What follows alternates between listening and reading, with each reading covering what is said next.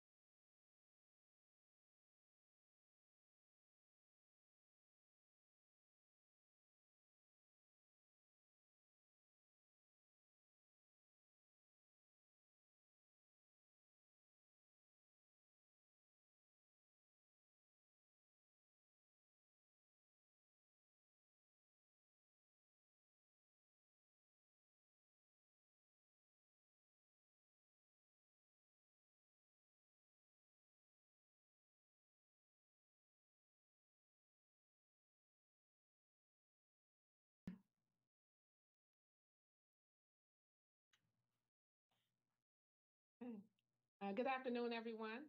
I am Dr. Sheila Caldwell, Southern Illinois University System Vice President for Anti-Racism, Diversity, Equity, and Inclusion, and Chief Diversity Officer. It is my pleasure to welcome you to today's conversation of understanding, protecting our peace, mental wellness, and community care in trying times. Today's discussion centers on the importance of protecting our mental wellness, both individually and collectively, as we navigate an increasingly complex and demanding world. I'm sure we can all agree that there is a lot going on right now, socially and politically, that we have to contend with. So, through this conversation, we hope to explore how community care, self care, and open dialogue can help us sustain peace, resilience, and connection, especially in these challenging and uncertain times. So, I want to thank each of you for joining us for this timely and meaningful conversation. To everyone joining us, both in person and via YouTube, welcome. I want to encourage you to add your questions to the chat for our distinguished and expert panel. Also, if you prefer to remain anonymous, you can send your questions directly to our host, Ms. Doris Williams, who serves as the System Anti-Racism, Diversity, Equity, and Inclusion Project Coordinator. She will help facilitate the Q&A session, so at any time, please feel free to add those questions to the chat. And now I'd like to begin with our distinguished panelists. If we could introduce each of you, and you could share your name and your current position. And I would like to start with Dr. Bowman, who works at SIU Carbondale. Good afternoon. My name is Dr. Marquita Bowman. I am the Assistant Director and the Director of Training here at Counseling and Psychological Services, Southern Illinois University, Carbondale. Thank you for having me. Thank you, Ms. Bowman. And Ms. Bradley, if you could share on behalf of the SIU School of Medicine. Hello, my name is Detrice Bradley. I am a licensed clinical professional counselor for SIU School of Medicine's Med Prep program. Welcome, everyone. Welcome. Dr. Bass. Hello, good afternoon, everyone. My name is Dr. Jeffrey Bass. I'm a staff counselor at Counseling and Psychological Services at SIU Carbondale. Excellent. Welcome. And Dr. Jamie Clark, who is also with SIU Carbondale. Hi, I'm Dr. Jamie Clark. I am the Executive Director for Student Health and Wellbeing at SIU Carbondale. Welcome. And last but not least, Dr. Greenwald with the SIU Edwardsville campus. I'm Dr. Sydney Greenwald. I'm the Director of Counseling Services at SIU Edwardsville. Excellent. And again, welcome. Thank you all so much for taking the time to be here today and to share your insights and also your lived experiences. And so the first question, I would like to start with Dr. Clark. We know that we talked a lot about mental wellness in the COVID world, but if you could share data or insights on what are the current rates of depression, anxiety, and loneliness among today's students as we're 3 years past COVID. Absolutely. I think that in order to look at where we are today, we have to look at where we came from in the COVID world. So during 2019, kind of pre-COVID, the depression and anxiety rates were about 11% in the adult population. When they looked at those numbers again using the Census Bureau, really looking at, alcohol and drugs, looking at depression, looking at anxiety, those numbers had gone up to 41% meeting criteria for some type of anxiety or depressive disorder. So a 30% jump. And with alcohol and drugs, it went from 11% to 25% in those 2-year span. And that makes a lot of sense if you think about it, especially the anxiety numbers. Our world was upended in a matter of moments. Whether that was you lost a loved one or you were working remotely or, you had lost a job or had a family member, our lives had changed forever at that point in time. And that fear of the unknown often leads to increases in anxiety. I think that one of the most important stats, though, to look at is what does this do to our college population? In our student population, in more traditional age students, so we're looking at age 15 to 24, those numbers actually go up to 56% with some type of anxiety or depressive disorder. And then when you look at 25 to 45, which is really our non-traditional students, but also our frontline staff, our faculty, our staff, those numbers were up at 46%. And some data would say 49%. So you're looking at half of our students, faculty, and staff meeting criteria for some type of depressive disorder. When we look at this even more in depth, you see that really those numbers go up for any underserved student population, faculty, and staff. So when you look at our BIPOC population, our international students, our LGBTQ students, those numbers are even higher. And you look at that, how it relates to suicide, And looking at our college-age students, over 25% have contemplated suicide at some point in their lives, and 9% have attempted suicide during their college career. The scary part too, as you look at that though, is just looking at the students doesn't give the complete picture on campus. Our faculty and staff, when they looked at essential workers, 22% had contemplated suicide in the last 30 days. That means 1 out of every 5 people at the university was struggling with this. And I think that that's really important to look at because you now have kind of your frontline staff working with students who are also struggling with those numbers of anxiety and depression. And one other thing to note is this did cause, some financial and basic needs insecurities. We're going to talk about, some of the things that we've done with those too.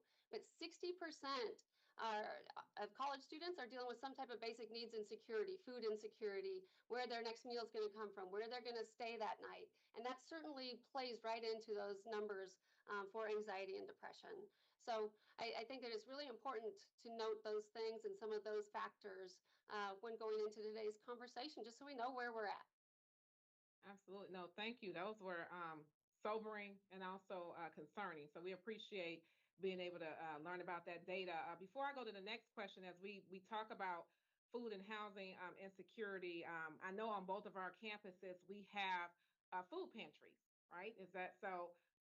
On the SIUE campus, we have Cougar Cupboard. And Jamie, if you could share briefly about what you all have on the Carbondale campus to meet some of those basic needs for students. Absolutely. That's one of our biggest projects. So we have the HEROES program, which is the Higher Education Resources and Opportunities for Salukis in Need, which certainly we address food insecurity, but we also have created a store that has, basic needs, school supplies, different utensils, dining, refrigerators, microfridges, laptops that students can kind of loan out. And so we have all of those things. We also assist with paying for kind of medical care, child care, transportation, all of those types of needs. So really looking at those things while also addressing on breaks. So summer, fall break, winter break. If they don't have anywhere to stay, we can work on putting them up through university housing through our HEROES program. Excellent, thank you. And Dr. Greenwald, are there any other additional resources as well in addition to the food pantry that you all have, the Cougar Cupboard? I was going to say we have the Cougar Cupboard here, which we've made more accessible in the last couple of years, especially as Dr. Clark is mentioning, our student basic needs insecurity has significantly increased. And so we have that happening. We have a standalone place, but then we also have these mini Cougar Cupboards that are located in spaces that students are at. Another initiative that we have really is the Illinois Board of Higher Education recently awarded us the Ending Student Housing Insecurity Grant. And so we're working that way. One of the things that we're doing is trying to make sure that students have access to materials that they need for their education, similar to what Dr. Clark is saying. So working with our library services to make sure that they have a computer that they can use to be doing their homework, and working with our community to get accessible public transportation to independent locations that maybe the bus stops don't go to. So we're building really in that space right now too, to help students, because as Dr. Clark mentioned, when we don't have our basic needs met, it's really hard to then be in a mentally healthy space. Absolutely. Thank you all both for sharing those resources.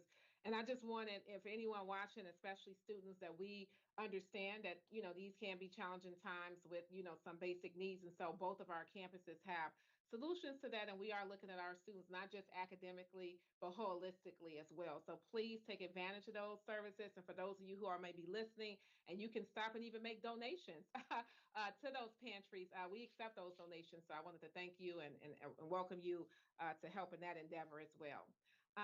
So I want to go back a little bit and talk about some of the data, the sobering data that Dr. Clark shared. And I would like to ask, Ms. Bradley and Dr. Greenwald, if from your perspective, what are you observing? We've heard the data, but what are you actually observing from a qualitative perspective about the mental health climate right now? What have you observed as you engage with students, with faculty, even your communities? I'll start. Personally, in my role, I'm observing that more students are dealing with anxiety, more depression, that the mental health climate right now among our students and our faculty, I have more of the student and faculty access than the community access. the social media, they are more prone to experiencing things that are happening worldwide. And because we have access to seeing what others are experiencing, we're personally carrying that. So our students are not just dealing with what's going on in their own family and in their own community, they're also carrying the weight of what they're seeing and kind of feeling like a loss of control for what's happening with others in the world.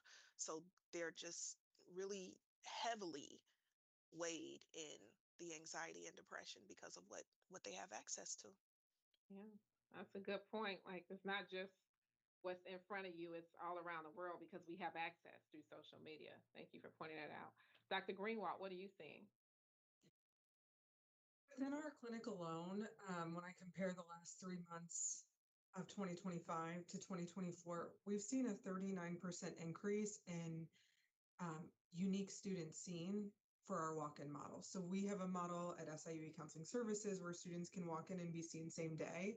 And in the last year, we're seeing 40% more students than we saw a year ago. And so that tells me that our students are recognizing that they're experiencing ongoing mental health distress and they're finding it important to access services. So while those numbers have increased, it also tells me that students are feeling more comfortable reaching out for support. And they're coming in oftentimes before they're in crisis. And so that gives us an opportunity to really support them and work on stabilization before we're at a place where we're needing a higher level of care. Beyond students' personal needs for mental health services, we've also seen an increase in their desire to pursue training opportunities. So we are providing mental health first aid trainings on our campus monthly throughout the end of this year. And right now, most of the people that are registering for those trainings are students. So that tells me that either students are registering for these because they see this as a career readiness strategy to be certified in mental health first aid, or that they're seeing how important it is to be informed in responding to folks that are experiencing mental health distress, and they want to do that for their friends. I think that also gets into some of the data that suggests that students want support from peers before they want support from professionals. And so they're already putting themselves in those positions. I think this is just a really hard time of year. Every year on a college campus, the semester is winding down, courses, the workload is increasing, those final projects are coming in. And so our students are stressed, our faculty are stressed as well. And so we're seeing those pieces increase and trying to be there for supports for all. Amongst our faculty, I have felt really, I can't think of the word right now, but like it warms my heart to see the way that our faculty are responding to students who are having mental health needs. It could look like walking them down to our clinic or just sitting with them for 5 minutes to say, you're important, we're seeing that. And we're also seeing our faculty use care and concern referrals more, which suggests that they are also trying to say, we know it's not just a singular mental health thing that's in my class, but we're looking holistically at what's going on. So those pieces are, I think, really promising. No, excellent. Thank you. No, it was helpful to hear how students are seeking more help, how they also are equipping themselves to get help, and how faculty are, showing compassion and empathy and really caring for students as well. So this level of awareness that we're all in this together and you all have the structures to support that. That's what we're looking for across our campuses. So thank you for sharing that. And again, for those of you who are listening, please be aware that we have those resources to make sure that you can help and also get the help that you need as well.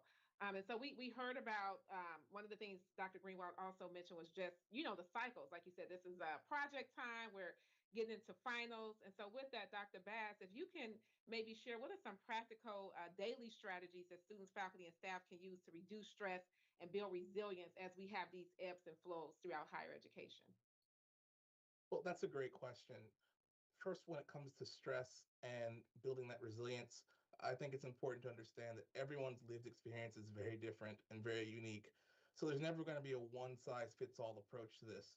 But there are just a few suggestions that experts have recommended, and also some tips that I've given to the students that I see here at SIU Carbondale. You want to recognize those signs of stress by knowing that your body is sending signals that it's stressed. For instance, you might notice that you're nervous, you're having headaches, difficulty concentrating, being fidgety or irritable, being withdrawn. Noticing those signs of stress can be very helpful because then you can actually address it. Your body tells you these things, it communicates to you. So knowing how it communicates is really a first step. You can do this by deep breathing, stretching, going for a walk. These things can help in the short term. Also, taking time for yourself. Self-care means a lot. Self-care looks different from person to person. For some people, self-care includes going for a walk. For others, it might include having a routine, a structure to help them from day to day. Also, staying connected with people in your life. This includes friends, family, significant others. Staying connected to other people can help relieve that stress and reduce it over time. And also building resilience by having that support system. And also looking at things from a different perspective as well. We call that reframing. So if you reframe your perspective and look at things differently going on in your life, from it might be in the moment feels really negative, but then reframing it and seeing, okay, there's a silver lining to this. There's hope at the end of the tunnel. That reframing process can be so helpful as well. But also, if you feel that the stress is building to a level where it becomes unmanageable, then that's when you go seek help. Seeking help from a mental health professional, coming here to CAPS at SIU Carbondale, for instance, but also going to any other professional, letting your professors know. We have something called the Saluki Cares report we do here, where Saluki Cares referrals, that means people who are concerned for fellow Salukis, whether it's professors, fellow students, or peers, they can make that report, and here at CAPS, we'll receive that and we'll be able to reach out to those students and give them the support they need. So these are just several ways to address stress and build that resilience that we're trying to build for our students. Thank you. Dr. Bradley, what would you like to add to that, Ms. Bradley? With the change in temperature, with seasonal depression on a rise, I want to make sure that individuals are understanding that small steps are still effective steps. So just having that motivation of starting. Some people will say, oh, I didn't go for a walk today, so it kind of sets failure for the rest of the week. It's okay to mess up on Monday and take a small walk on Tuesday. If it's raining outside, walk around your apartment, but just find those small, attainable goals that still steps toward progress. So don't get overwhelmed with not completing the goal or not doing it at 110% every time. But some days you only have 2% to give. And if that's all you have, walk around your kitchen, open the blind so that sunlight can come in. It's just finding those small things to do every day when you feel the heaviness of, I don't want to get out of bed, I don't want to face the world. Find those little small things to do to just get you jump started to enjoy your day. Excellent. Thank you, Ms. Bradley. Yeah, like you said, and also giving grace. And I think I want to go back to what Dr. Bass said as well, just whether it be breathing, stretching, from an individual perspective. You mentioned Saluki Cares from an institutional perspective.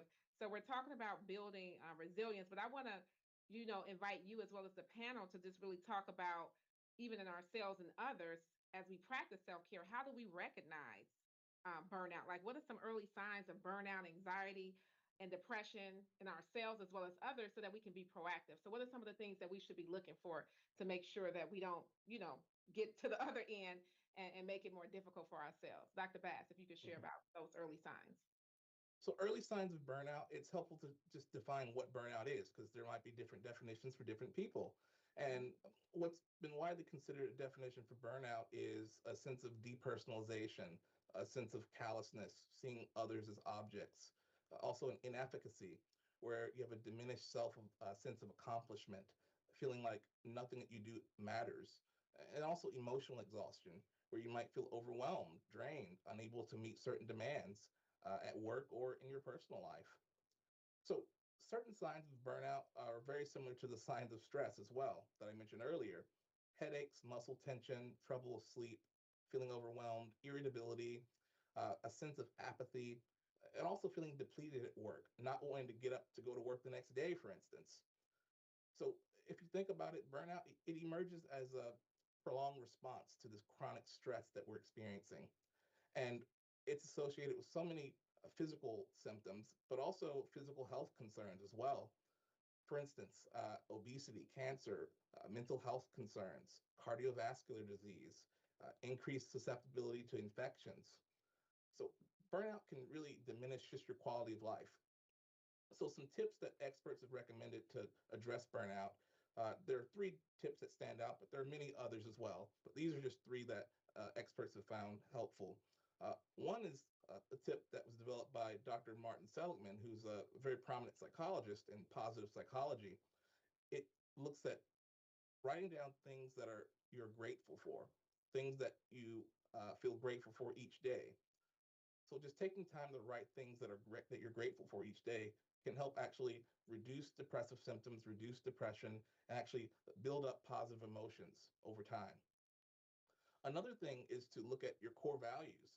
That includes writing down a list of your core values and then narrowing that list down and seeing if what you're doing at work with your professional development, if that's matching what your core values might be. And then another one that I actually use quite a bit with the students that I see here at CAPS is mindfulness practice. So mindfulness practice, it can be done anytime, any place, anywhere. And basically what mindfulness means is you're intentionally paying attention to the moment without judging, without holding on to it. And one way to practice mindfulness is meditation. Now, what that means is focusing your mind on what your bodily sensations are, focusing your mind on what your emotions and thoughts are, focusing your mind on your breathing, but also opening your mind as well, paying attention to whatever comes in and out of your awareness.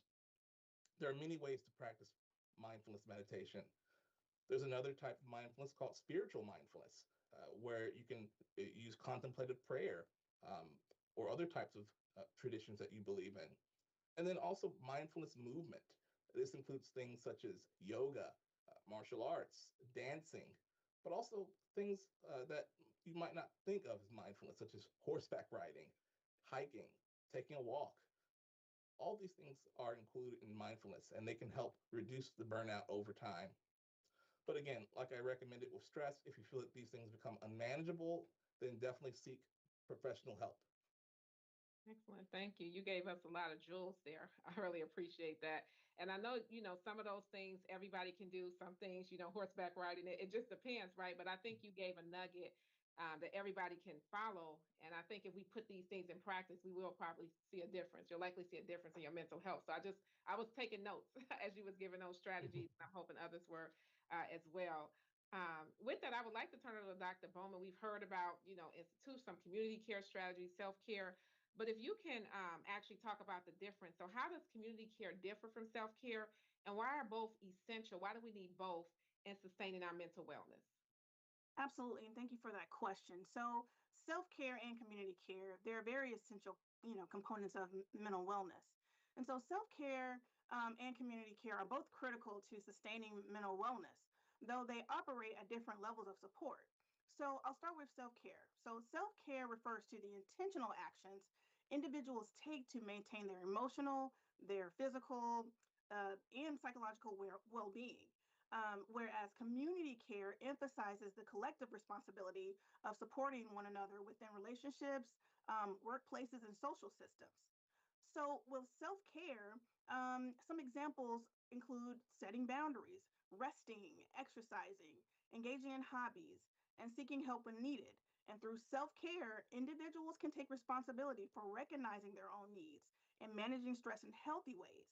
It helps build personal resilience and ensures that one has intentional resources necessary to cope with life's challenges. Now, in contrast, community care examples would include checking in on friends by using one of our referral sources, Saluki Care referral sources that Dr. Bass just mentioned, but also creating supportive networks like our CARES team or Connect at SIU, which is our after hours care, and working towards policies that promote mental health equity, like our early mental health action plan.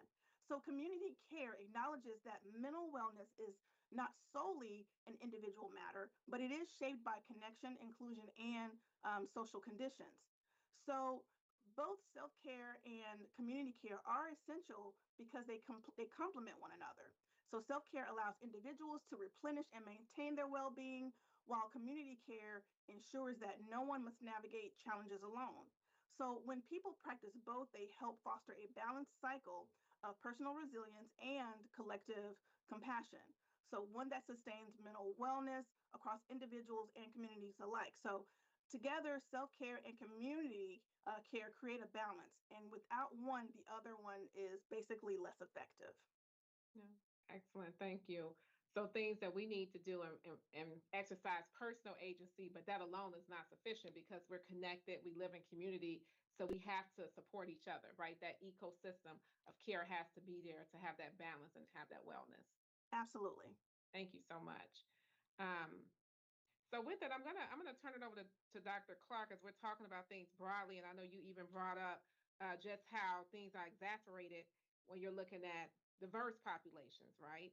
So if you could talk about what are some of the equity considerations that are most important when we're addressing mental wellness across diverse student and community populations. We heard Dr. Bowman talk about those distinctions, but what is most important as we're talking about equity in the diverse populations that we serve across our campuses? Yeah, I think the first thing is becoming knowledgeable that there are indeed healthcare disparities, and in those healthcare disparities became larger post-COVID. So when we're looking at that post-COVID world, access to care is a huge thing. So one thing we started looking at, at SIUC many years ago is looking at, are our underserved students finding their way to get mental health care? What we found is that at that time they were underrepresented. So our BIPOC population, our LGBTQ population, our international students were underrepresented. So we need to look at how do we get to them? How do we destigmatize? How do we actually reach our students in an equitable way? Okay, that can come with finances. So that would look at kind of heroes. We have in the last year gotten rid of our door fee so that students can access counseling without a door fee. Which means that anyone can see us. But you also have to look at SIUC in particular, I'll speak to, we have a lot of non-traditional students. So 8 to 4:30 model wasn't really working for us. We had to look at how do we open up these opportunities for students that might work all day or might have to take classes or send money back home. So what we've done is really looking at, and I'm hoping Dr. Bowman will chime in here on some of this as well, but we have 7 different locations now on campus to increase this. So we are open now where students can access counseling till 9 p.m. any day of the week, including weekends. So we have embedded clinicians at 7 different locations on campus. So we have clinicians in university housing. We have clinicians in our Multicultural Resource Center. We have clinicians at the law school, at aviation, at the ROTC program now. And so I think that it's really important for us to look at how do we go reach those students?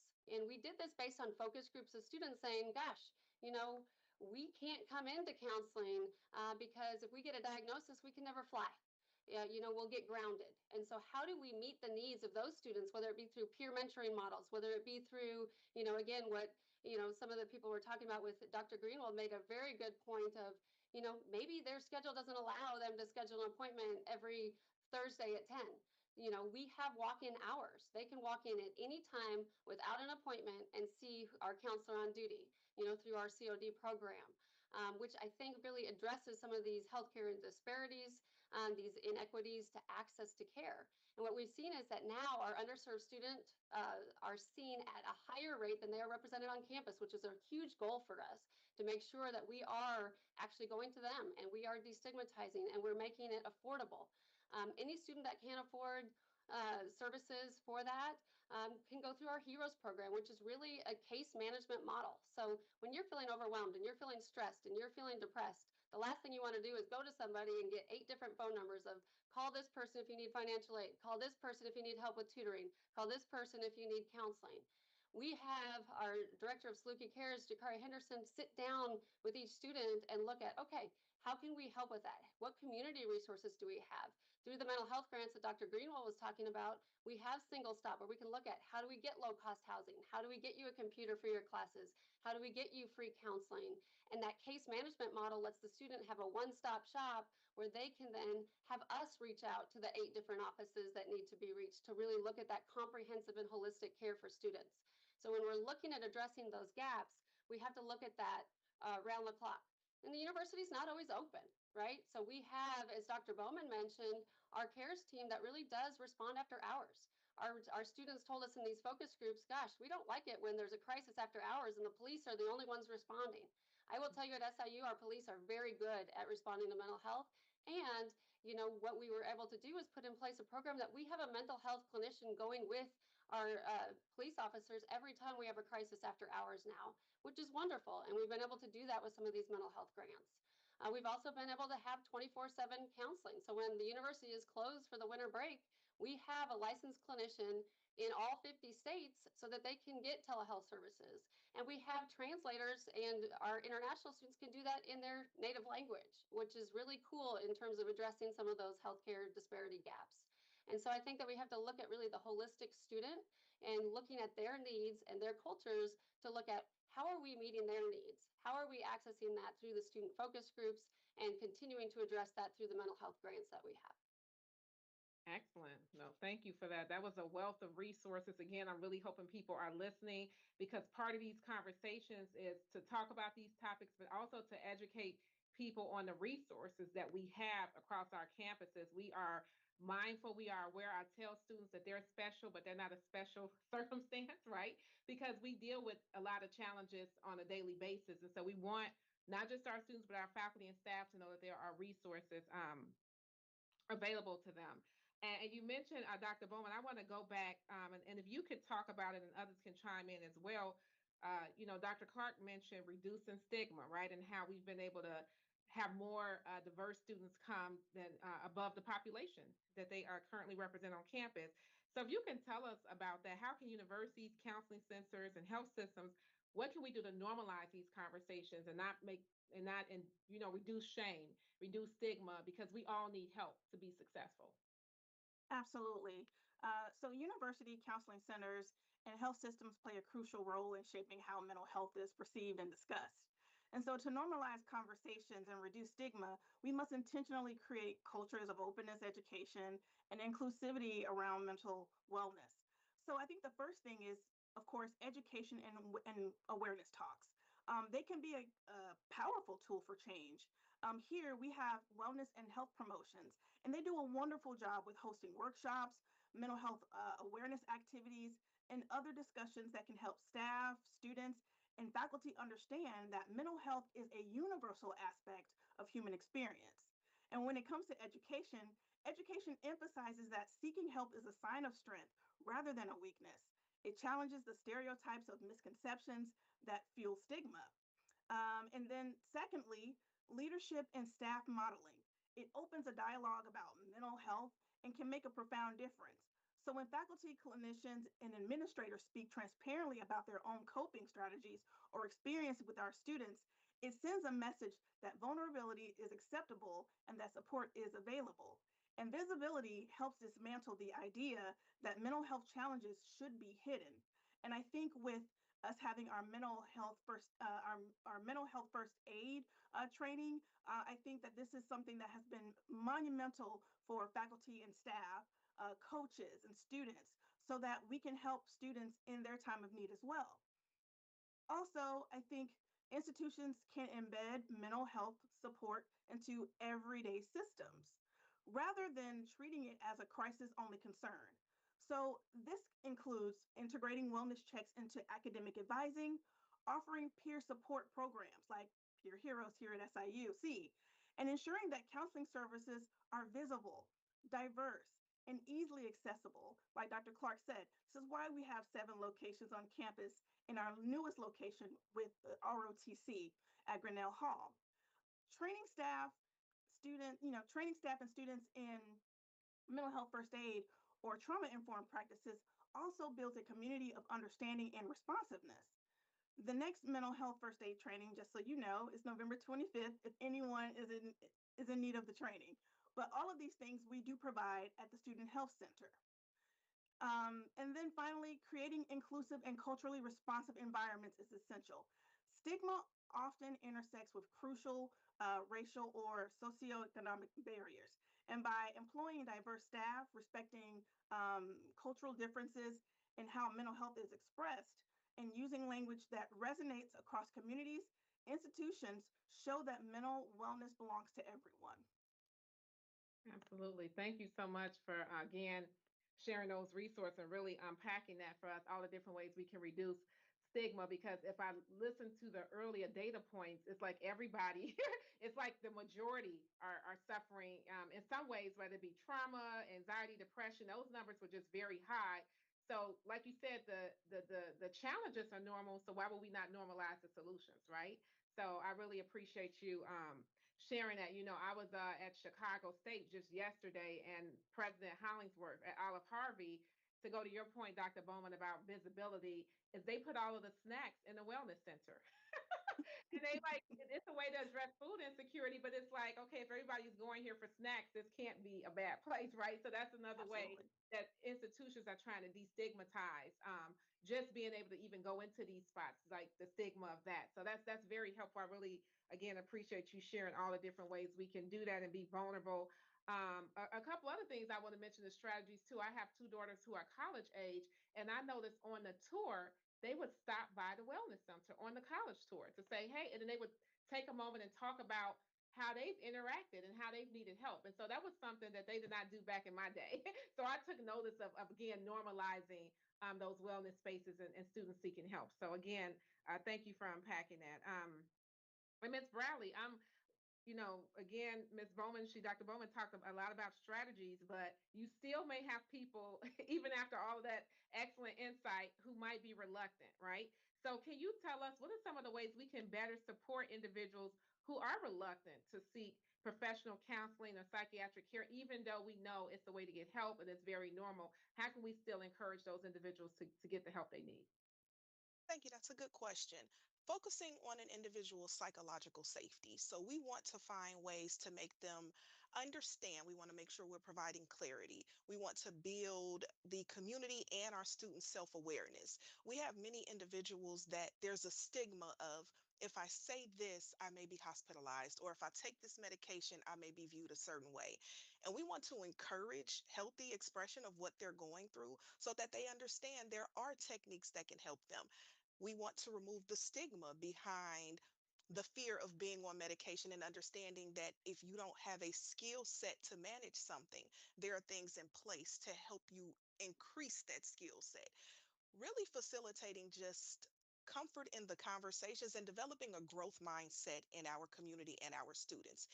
If they believe that they can achieve something, if they believe that there's progress, they're more capable of putting effort into that. I want to make sure that our students understand that it's okay to utilize all of the avenues of therapy. They are not bound to just meeting with me in the building or just going to CAPS. Find what works for you. So if Saturday evenings at 8 p.m. is a good time for you to have therapy, find a therapist that is available during those hours. So getting out of that, oh, I have to go to the office at 3 p.m. on a Wednesday and I have class. No, you don't. I will say that one of the things that I'm most proud of in our field is the accessibility. Everyone has access to mental health treatment. There are things that are free. There are a lot of programs. If you're a veteran, they have Military One where you get so many free sessions. If you are working, look at your job's EAP to see if you can have those free sessions to get you the just that motivator, that jump start of seeking help and working on the things that you need to work on. Excellent. And what are your thoughts on that, Dr. Bowman, as well? How can we destigmatize? Absolutely. And so there may be some overlap with what, Ms. Bradley had shared earlier, but I think it's definitely important to check in with individuals about their concerns without making them feel like their point of view is wrong. My goal is often to, listen without judgment and actively listen to their fears and concerns, utilizing those common factors, validating their feelings and avoid, dismissing their experiences. So what has worked for me, is addressing these concerns that may have led or, have led them to feeling, uncomfortable talking to a professional. So a major barrier for many students, of course, is the stigma associated with mental health challenges. So, encouraging open conversation about mental health to normalize it. It's a natural part of college life, just like our own physical health, right? And so we want to educate and normalize. We want to educate the community. We also want to make, mental health a campus-wide effort, which is why I'm really happy that we are having, this talk today, rather than solely put the responsibility of this on just the counseling centers. All of us here have to do the work. This involves engaging faculty and staff and student leaders to show that the entire university is invested in student well-being, and discuss types of therapies and collaborate on what might be the best for the individual. And so when we listen to others rather than skip to problem solving, the collaboration and solutions can be limitless and rewarding. Excellent. No, thank you. And I also want to thank Ms. Bradley for her comments too. And I heard you all both saying listening and then vulnerability, right? That was something you all talked about in psychological safety. And again, one of the best definitions I've heard of psychological safety is rewarding vulnerability. So I wanted to mention that because that's been a common thread of the conversations. But also, I think it is important because I do want to share a quick story. I encouraged somebody to go and seek mental wellness, and they went to one person they really enjoyed, and this is not SIU. They went another place, and the person just insisted that they had these issues, and that was off-putting for them to keep asking questions that they felt like wasn't relevant. And so I mentioned that to say that what you said, Dr. Bowman, was important, is that sometimes people have to think about, like, how can we kind of redirect you, and let's find out some experiences that you've had and maybe talk about how this is going to be different. Because sometimes young people, and a lot of us, if we go a place once or twice and we're not satisfied, we don't necessarily go back to that experience.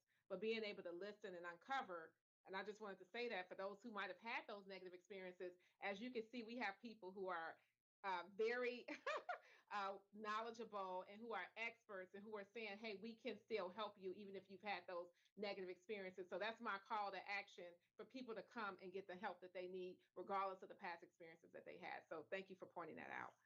We have a few more questions. I definitely want to make sure in about maybe 15 minutes, actually about 10 minutes, we want to make sure for those who are joining us via YouTube that we can respond to your questions. Again, we have a very distinguished and knowledgeable panel, so we would definitely want you to have whatever questions you have for this group before we adjourn today.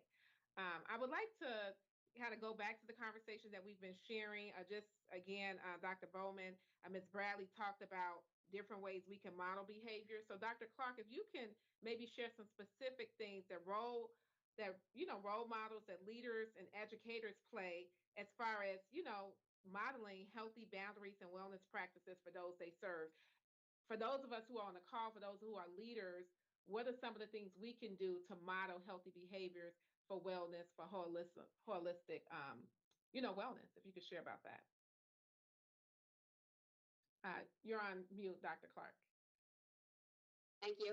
Absolutely. I do want to highlight, in this conversation, some of the things that Ms. Bradley and Dr. Bowman did say in terms of what leaders need to do.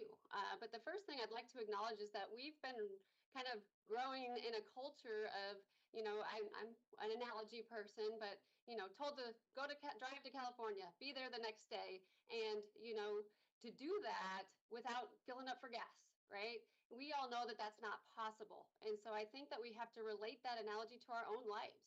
We're trying to do more with less. We're trying to do and meet these goals. But we're doing that without taking the time to put our gas in our tanks. And so some of the things that I think that we need to model is not just healthy boundaries, but also what are we doing to take care of ourselves in a way that prepares us for the Octobers on a college campus, that prepares us for the Aprils on a college campus, that helps us to be on the front line with students when we're struggling with these issues ourselves. And so I think that it's really important that we take the time first to acknowledge that we need to do that too. To expect ourselves to drive to California with no gas, we're going to crash and burn. We're not going to be there for our students in the ways that we need to. So we need to look at this from a systemic view as administrators, looking at how do we provide this not only for our students, but for our faculty and staff and for our university system. Things like Saluki Cares Days. On the SIUC campus, which I'm the most familiar with, how do we get our faculty and staff and me myself go to the dog lounge at the wellness center and visit those dogs, or to get the massage, or to look at our stress and relaxation locations on campus? If I need mental health resources, how do I model that I'm willing to go and sign up for that? Whether that be, doing the mental health first aid training, or whether that be signing up for telehealth counseling, whether that be looking at our employee assistance programs. How am I helping model that it's okay to seek help if we need help? How am I modeling that for our classes? How am I bringing in those conversations? And so I think that it's really important that we look for what are our resources on campus? And if we don't have those resources on campus, what are our resources in the community? And who do I look at on campus to help bridge those gaps? We need to be good partners and model that it's okay for us all to work together. The community is not against us. It's not us or them, or, look as a system. It's been wonderful working more with SIUE and the School of Medicine in the last couple of years as we've looked at these grants. How do we partner together for the best interests of the system, including our faculty and staff? How do we work together? Because our goal is the same. Me being happy doesn't stop somebody else from being happy. How do we work together for those resources? Our faculty and staff can use some of those resources as well, for those basic needs. Times are tough. It's tough to make ends meet. Do you know as a faculty and staff member that you can use Single Stop and look at, okay, gosh, I'm not making ends meet. Here's how I can look at low cost housing. Here's how I can get help with childcare. Here's how I can get help while trying to support myself, as an entering professional. So I think it's really important that we are modeling that we not only ask for help, but we're willing to have those tough conversations with our superiors to say, gosh, I need this professional development. I want to grow. I want to learn. Can I go to this conference? How do we build these things for our staff? If we're a leader as an administrator, how do I go to my boss and say, gosh, can I send this staff member to this conference to rejuvenate them, to help show that, well, we might not be able to, give this monetary thing, but we can invest in them. We can invest in our staff, and we can ask for that and model investing in ourselves. And so I think that we have to have the hard conversations, and I think we have to figure out where are the resources for us too, and model that for students. We sometimes expect our students to go find the resources for mental health when we ourselves aren't doing that to see where do faculty and staff go? How do we get help so that we can better help our students and our staff? Excellent. Yeah, you can't, as they say, pour from an empty well, right? So, and that makes me want to thank everybody here, right? Because you're the ones who are daily and constantly pouring out to our students, to our faculty, and to our staff. So I just want to say thank you for that. And Dr. Clark, like you said, we have to think about how we can build capacity, right? Because at some point the gas tank is gonna go empty, right? And so we want to build the capacity of ourselves as we help our students. And then also, I really appreciate the collaboration that you shared across the system, right? As we're seeking grants, as we're trying to help, you're collaborating with the School of Medicine, SIU. It's a team effort, right? So it's not about competition, right? We all want to be happy, we all want to be well. And so for us to be able to do that, we do need to continue to collaborate across the system. So I appreciate that insight as well. And that's another way we model, right? By showing that we can collaborate and that we can help each other. I just have a few more questions, and I would like to go back to Ms. Bradley. We've heard a lot of different strategies, but if you can share about what are some innovative or evidence-based approaches that you're seeing that strengthen, I'm sorry, let me go back, that strengthen mental health support on campuses and communities. So what are some of the things that strengthen the work that we're doing, specifically the work that you all are doing that help advance our students? Things that help advance our students. Psychotherapy is still very beneficial. So it's still popular, it's still beneficial to go out and find that professional to help you regulate your emotions. Things that are happening in the field, a lot of people are looking at social media and they're seeing things like EMDR, this is great with helping past trauma, or DBT is great with managing intense emotions. So when you see those videos, look into those styles of therapy and find a professional that is qualified in that area. It is okay to change therapists if you find someone that maybe they did great with managing your childhood trauma, but now you have something else that you're going through and they're not as beneficial in that. So it's okay to find what works for you. But look at those different styles of therapy and meet with someone. Hold yourself accountable to taking care of yourself. We love helping others. We love putting ourselves in danger for others and really helping people do better with themselves. But we should be examples, whether it's from a professional standpoint or a student standpoint, where we all have people that are looking up to us. So let's take care of ourselves so that we can be that example for others. Being mindful, taking care of your physical, your mental, your emotional, and your spiritual self. Really just taking advantage of the resources that are available. And those resources change frequently. The cost changes frequently, but so does the access. As soon as something is too affordable for others, someone comes in and says, you know what, I'm going to make this affordable for someone else. So find those free avenues, find those groups that you can join, and really just start taking care of yourself so that you can have the energy, the motivation, and the gas to take care of others. Absolutely. Again, thank you again for sharing those evidence-based approaches. And again, all of the things that we've heard today, if we do it, they will be effective. And you talked about psychotherapy, people just getting a one-on-one to help, regulate. But I would also like to say, do you see that as proactive too? Oftentimes, as we talk about just the challenges going on, what does it look like to just have a therapist to be proactive? Again, just to make sure that you're staying the course and that you have somebody who's asking the right questions that you might not even think about. So I would just like to open that up to Dr. Greenwald. I think I think psychotherapy has the potential to be both proactive and reactive. And so really thinking about what does that look like? So the embedded counselors model that SIU Carbondale has is a great way for Carbondale to be proactive and being with the students there so that they can respond to needs. I also think there are some other ways that we could be proactive that aren't necessarily in the counseling centers that we have. I think we think in counseling centers, but really if we're thinking about that proactive evidence-based approaches, it's like, this is a very boring thing to recommend, but like, have we reviewed our policies? Like, what policies do we have in place to support students, faculty, staff who are experiencing mental health concerns? What are the avenues for students to engage with their academics or programs on campus? And so really thinking about that at a departmental level, at a college level, a university level, and then the systems level, what do we have? And so even having this conversation right now is one way that we're being proactive and saying, here are the resources that exist and what else do we need? And I think that's fantastic. Another thing that I think is really important to consider is where are our students coming from? And then what are the services that we're providing here? And lots of our students who are coming in directly from high schools are used to having things like mental health days. Are those pieces that we could embed in our campus?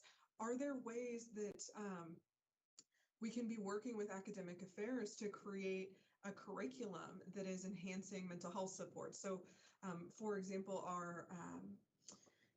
our learning system, Blackboard, we have mental health resources on there. So it's a really effective way to get that out to students and be proactive.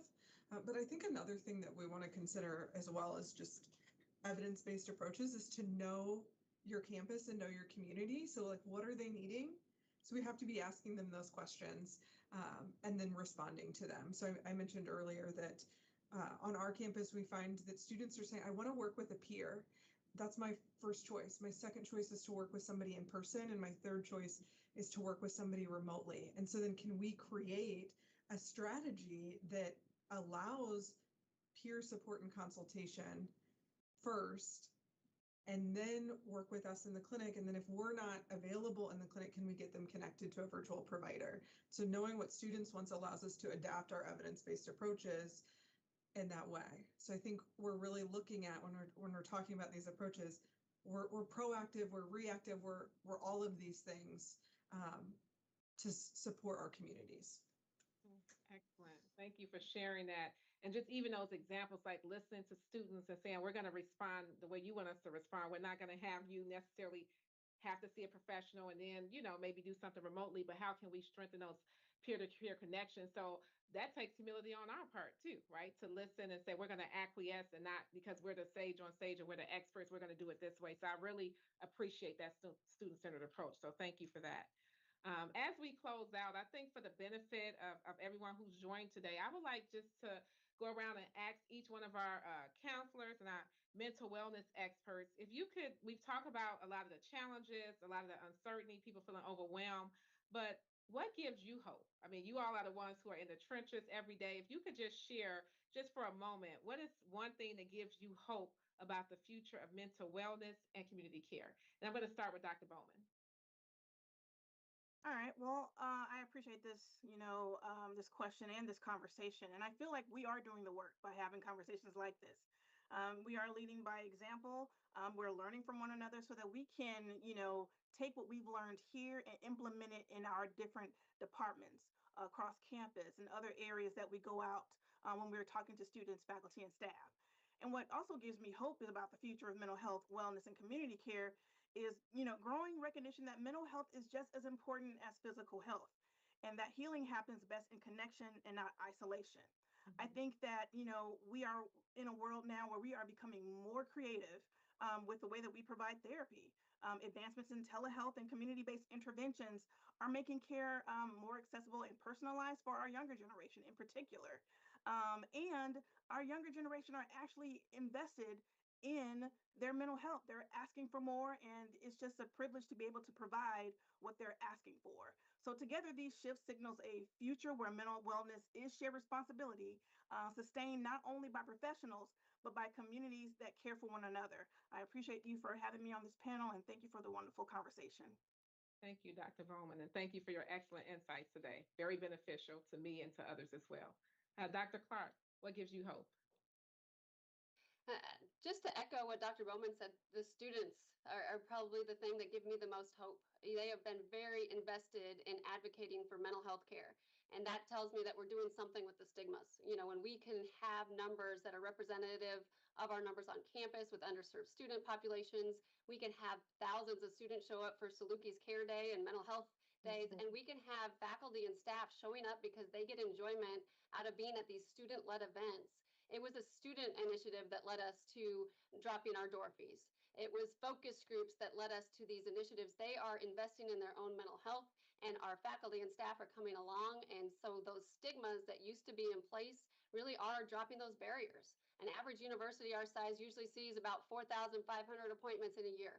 We are right around 10,000 every year, which might seem, crazy high, but we're excited about that because it means people are willing to come, people are willing to do the work, people are willing to focus and put that energy into their own mental health. And again, I appreciate all the conversation, and I really appreciate the collaboration with those of you on here, on your campuses, and all of us working together. Thank you, Dr. Clark. I would definitely say mission accomplished. If you, with 10,000, right, you definitely have destigmatized mental health. And so more of that. So thank you for sharing that. Dr. Bass, what gives you hope? I'm just very hopeful because over the past 2 years here, I've witnessed the change implemented by the leadership of both Dr. Clark and Dr. Bowman. For instance, just this year, there was an initiative to have a sustaining Saluki mental health and wellness fee, where access to mental health care and wellness has been increased for our students here at SIUC. And there's been a noticeable increase in the amount of students receiving our services. The CARES program, which was mentioned earlier, it's 24/7 on call, where a group of counselors are on call to meet the needs for our students who are in need during wellness checks. Dr. Clark, Dr. Bowman, and myself were part of that team, and several of our other colleagues here at CAPS too. And really, the satellite offices, the outreach that we have here at SIUC, I think really makes me hopeful for the future. And when it comes to our responsibility, I feel like we do have a responsibility to serve those who are in need, to serve those who are underserved, to serve those who are in marginalized groups. And with that great power, we should be able to advocate for those people. And I think that's what's keeping me hopeful for the future. Excellent. Thank you, Dr. Bass. And just the fact that you're a part of a great team, right? That's that's also very hopeful and inspiring as you all talked about how you've collaborated to innovate, to listen well to students and come up with solutions that's really benefiting the campus community. So thank you for that. Ms. Bradley, if you could share about what gives you hope. Yes. So some of the things that Dr. Clark said kind of stood with me, and it is the kindness of others in a time where we're full of negativity. Negativity is clickbait. So it's promoted more, it's shared more. People are still kind and are still being creative in creating equal access and creating opportunities for others. So the thing that gives me hope is that people are kind, that they are action oriented, and that there's this interpersonal effectiveness where people want to improve relationships and they want to communicate better. They want to improve their communication skills. So I think the thing that helps me sleep at night and look forward to the next day is the more that I interact with others, the more likely I am to meet someone kind that is trying to make change, create change for others. Excellent. Thank you so much for that. And I know, and actually, the definition of kind is proactively meeting the needs of others. So you've described that well, and we've seen that throughout the initiatives. And so that is very hopeful to know that people are being more gracious and more kind to each other. That's very hopeful. So thank you. And last but not least, Dr. Greenwald, what gives you hope? I would just like to reiterate what everyone has already shared. I think there is so much to be hopeful for and so much gratitude to be in, even when we're in these difficult moments, and to come back to community and say, we're in this together and let's, metaphorically hold hands and figure this out moving forward. That gives me hope. I feel really grateful to work at an institution and within a system that cares about mental health and well-being and prioritizes it, and to have students who are saying, yes, we want these services, yes, we want to support each other, and let's keep moving forward. So I think there's just so much hope to be had, and I'm feeling really encouraged after this conversation, and just am so grateful to all of you for being able to share in community for this last hour. Thank you, Dr. Greenwald. And I just want to echo what you said. If I was to respond to the question, I'm going to say everyone I'm looking at right now is what gives me hope. Dr. Bowman, Dr. Clark, Dr. Greenwald, Dr. Bass, and Ms. Bradley, you all have definitely invigorated and energized me today just with your knowledge, with your care. I think your sincerity obviously rings true that you all in the right professions, because you truly, I would say, love and care for students and want to see us be well. And even Dr. Bowman, when you said it's not just the physical, like you can't be well if you're not well mentally, right? So the physical piece and the mental piece, they go together. And so you all have just demonstrated that so well. For those of you who have joined us today, I want to thank you. I want to thank our panelists for joining us today, and really for taking the time to engage in this meaningful and important dialogue. Your participation helps us foster understanding, healing, and community, and we did just that today. And I want to thank you all. I hope you are inspired by our Protect Your Peace. I hope you continue to care for your community. And again, this is just not the only dialogue. We're going to continue to have dialogues about mental wellness and collective healing. And I'm going to invite you all to do that as well as we continue the conversation. I want to also announce, as we think about our winter break, that our next conversation of understanding will be on January 28, 2026, and we will specifically continue this series on wellness. So in the meantime, I want to ask you to take care of yourselves and take care of each other. And thank you for joining today.